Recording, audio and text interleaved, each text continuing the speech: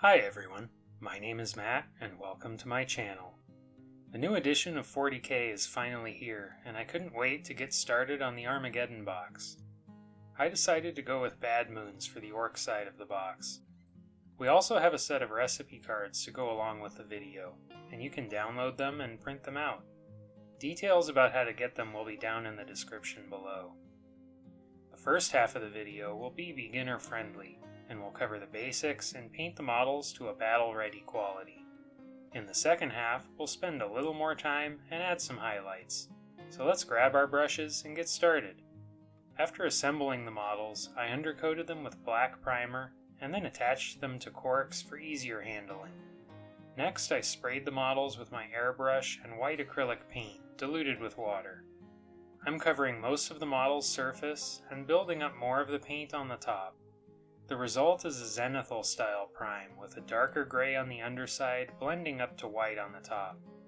I like a brighter finish on my models, so I'm making sure the underside isn't too dark and building up a few more layers on the top side for a really bright white. I base coated the skin next with orc skin from Vallejo Xpress color. If you don't have this color, Mantis Warrior's green is close, but in my opinion the Express color dries a lot smoother. When working with Xpress and contrast paints, I like to load the brush with plenty of paint so it flows into all the recesses. Then I'll use the brush to soak up any excess. After the first layer dried, I painted a second. If you'd like to see how to paint a variety of orc skin tones for your army, check out this video here. Vallejo Xpress colors tend to dry glossy, so I sprayed the models with a matte varnish before moving on. Next I shaded the skin all over with a mix of equal parts Athonian Camo Shade and Lamian Medium.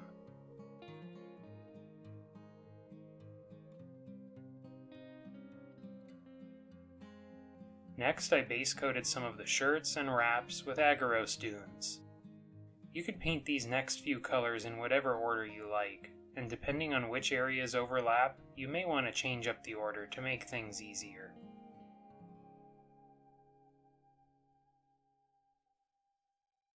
I painted the other shirts with Basilicanum gray.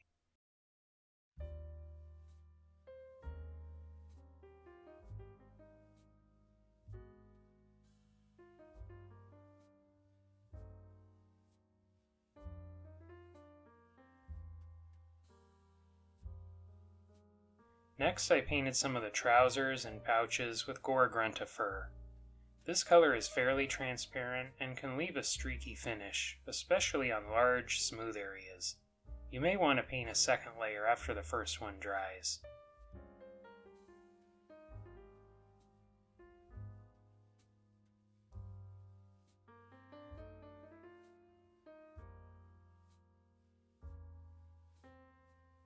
Next I painted Wyldwood on most of the leather straps and the knobs trousers.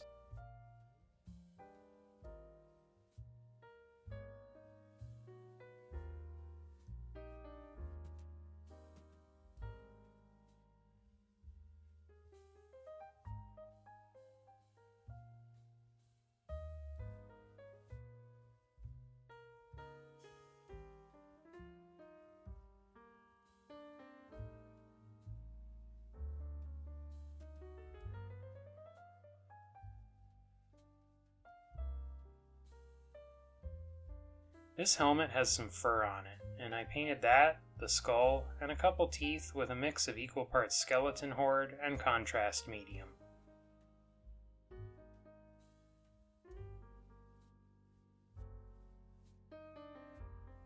I base coated the boots and any remaining leather straps with black Templar.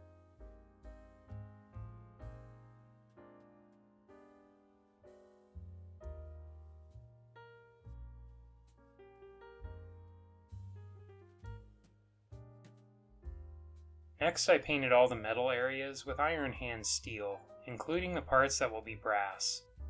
The only areas I'm not painting are the parts I want to be yellow. After the first layer dried, I painted a second for a bright, opaque finish.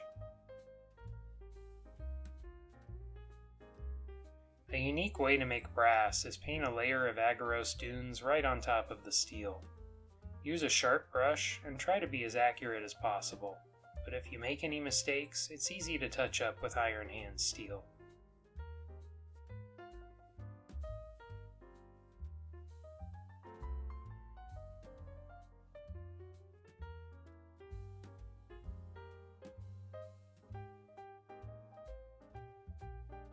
With all those base coats applied, next I painted a generous layer of Aggaros Earth Shade over everything except for the skin.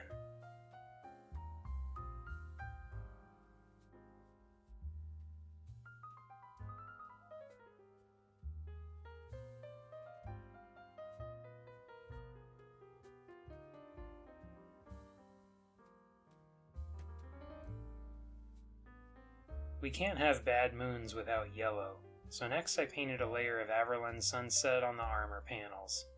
After the first layer dried, I painted a second for a bright, opaque finish. I'm painting more of an orange-leaning yellow on these models, but if you want a really bright yellow, I would recommend checking out my Imperial Fist painting video here.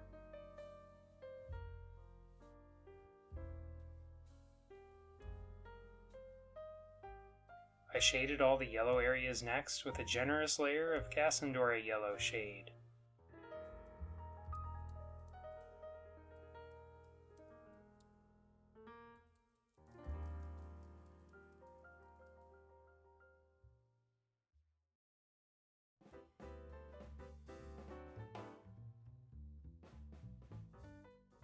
Next I painted the teeth, nails, eyes, and ammo belts with black paint.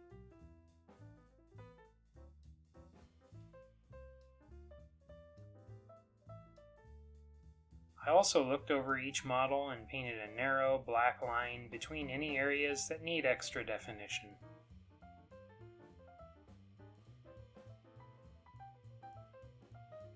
I painted the teeth and nails with Bonewhite, leaving a narrow black outline.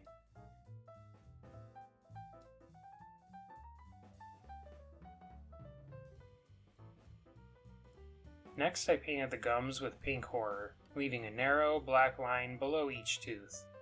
You may find it easier to paint the gums first before painting the teeth.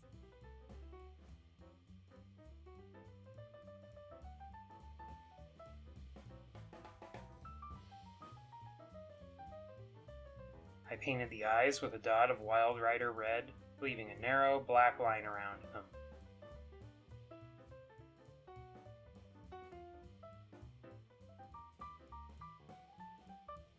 At this stage you could base the models and call them finished, but I'd like to add some highlights and extra details, so let's keep going. First, let's smooth over the skin with a glaze style highlight. Depending on how smooth your base coats and shades dried, you may not need much glazing at all. A mix of mostly Orruk flesh and a small amount of moon yellow makes a really close match to the existing skin. The exact ratio will vary depending on a variety of factors, so I suggest mixing a small amount first and test it before mixing a large amount. With very little paint on the brush, focus the highlights mostly on the upward facing areas and anywhere the surface looks uneven. I'm pretty happy with how the skin looks right now, and I don't want to spend too much time highlighting all of my troops. So I'm just going to add a really quick highlight of moon yellow on just the faces and maybe a line or two on the shoulders. Now is a great time for me to ask you to do those YouTube things that we all love so much. If you're liking the video so far, please give it a like. And don't forget to subscribe to the channel so you don't miss out on any future content. If you really like what I'm doing here and want to support the channel further, please consider Patreon or a YouTube channel membership. We have some perks including a Discord server, printer-friendly PDF files of our new recipe cards, and early access to videos. I diluted Cadian flesh tone with water, and with very little paint on the brush, I added some color to the faces with a soft glaze on the ears and lower lip.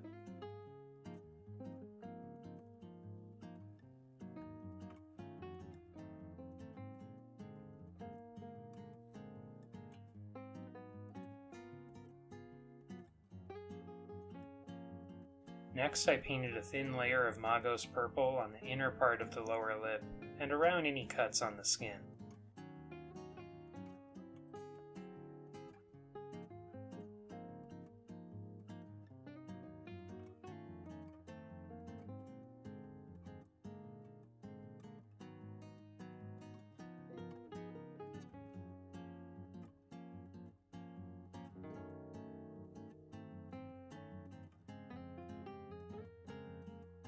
I painted an edge highlight on all the yellow armor panels next with moon yellow. When they aren't fighting, I like to think these guys spend all their time painting and polishing their yellow armor, so I'm not going to add any scratches or weathering to it.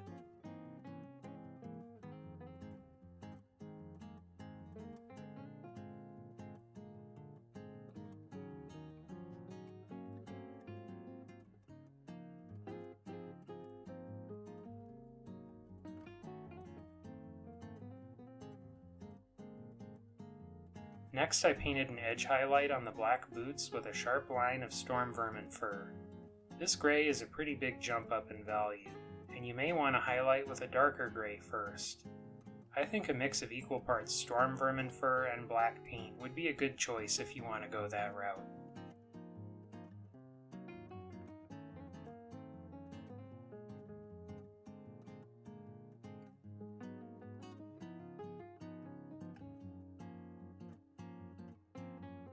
I highlighted the gray cloth next with a glaze style highlight of storm vermin fur. Dilute the paint with water, and with very little paint on the brush, build up a couple layers over just about everything except for the deepest folds and creases.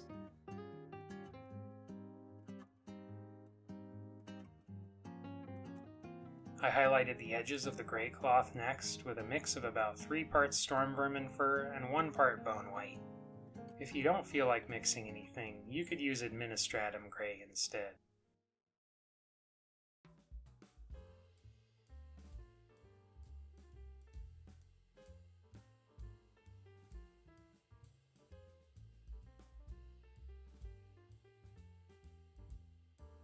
Next, I highlighted the tan cloth with a glaze of Xandri dust.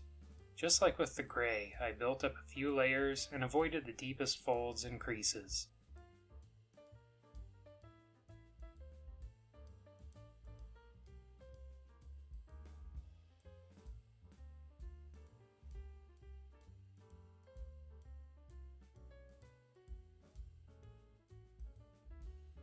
I highlighted the edges of the tan cloth next with Bonewhite and a small amount of Xandri dust mixed into it. Bonewhite on its own is a big jump up in value, and I think darkening it slightly makes the highlight look better.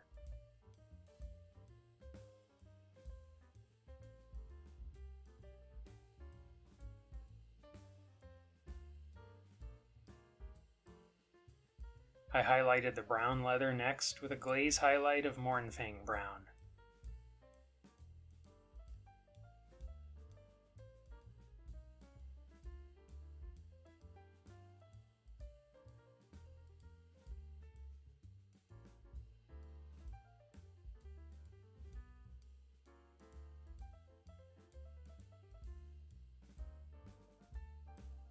I highlighted the edges next with a sharp line of rat skin flesh.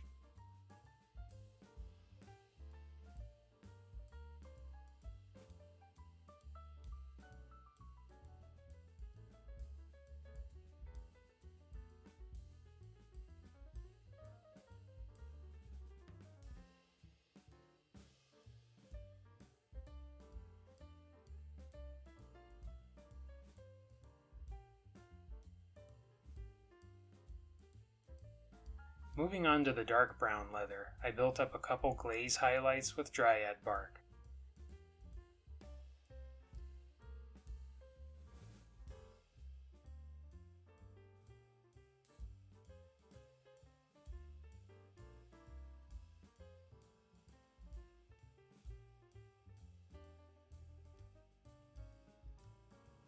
Next, I highlighted the edges with a very sharp line of Steel Legion drab.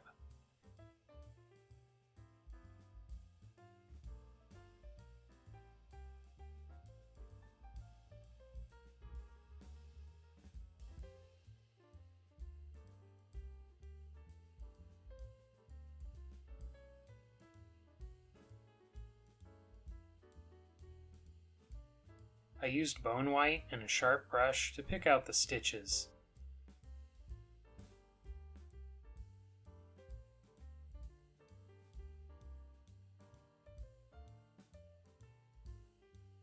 I highlighted the ends of the teeth with white.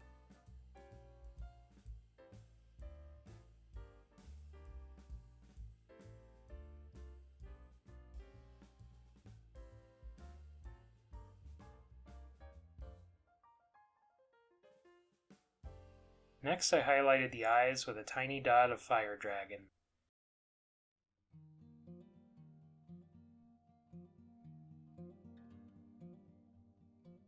I'd like to add a heat staining effect on the brass weapon barrels, and I painted a layer of Magos purple about halfway down the barrel. You could paint a second layer if you want a richer color.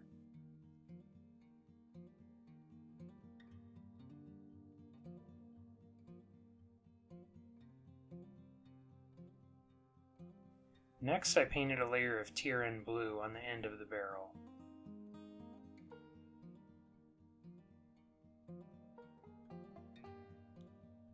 I highlighted all the brass next with a mix of about 3 parts Stormhost silver and 1 part Retributor armor. If you don't feel like mixing anything, you could use Liberator gold instead.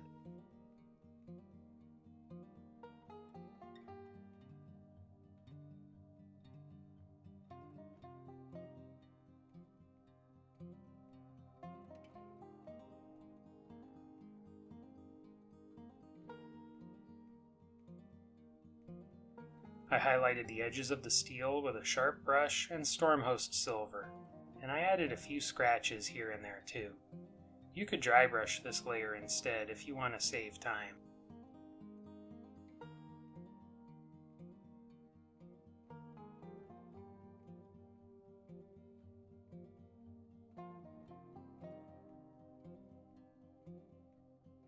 I decided to go with an ash waste style base, and you can see how I made them in this video here.